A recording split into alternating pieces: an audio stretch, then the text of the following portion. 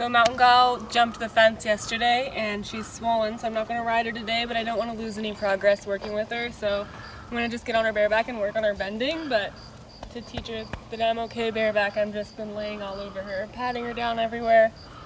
She's pretty comfortable with it. She also lined up to this, and what I did was just made her lunge around it a little bit at a walk because she is swollen. So until she lined up, she got to rest as soon as she was lined up, and when she wasn't lined up, she had to keep moving. So now she's like ground tied right here, waiting for me to get on. So we'll see how she does with it, but she's pretty perceptive to everything. So I'm gonna get her away from here just so you can see her knee. Do you wanna come and zoom in? Her knee and tummy.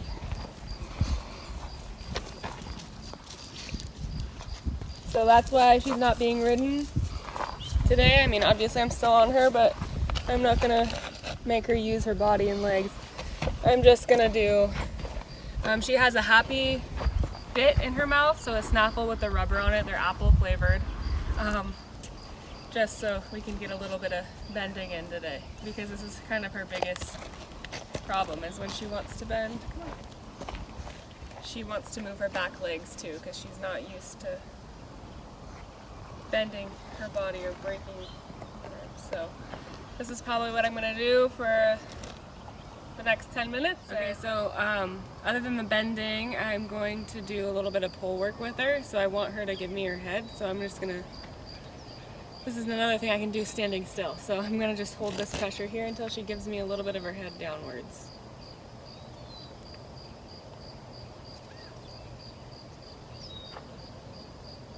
And she has no idea what it means, so it might take her a few minutes to do this.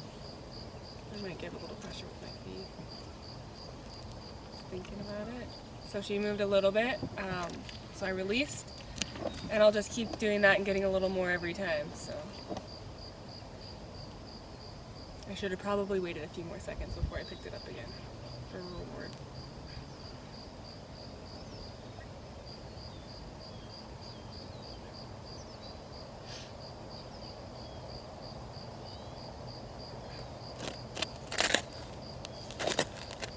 I don't care if she backs up right now, because I'm only looking for her to find the right answer. I don't care what answer she gives me, they're wrong.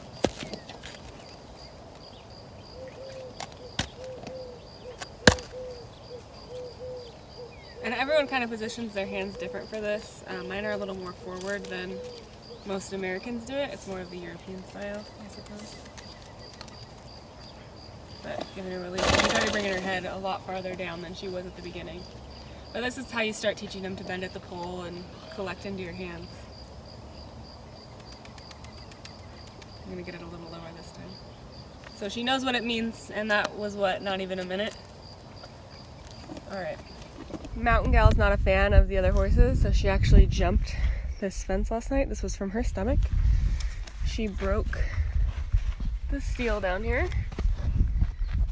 Fixed it today, but she made it over. So now I'm doctoring her up. She's got a swollen knee, just some superficial cuts, and then on her stomach. So I don't know what she did after she jumped that, but she's got some butte in her now.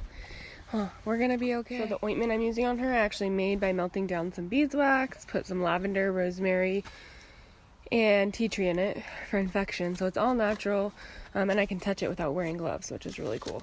Unlike Furazone that causes cancer. And I think there's some little, like a little bit of aloe vera in here, but it's really nice. It goes on, stays on, keeps the flies away and everything.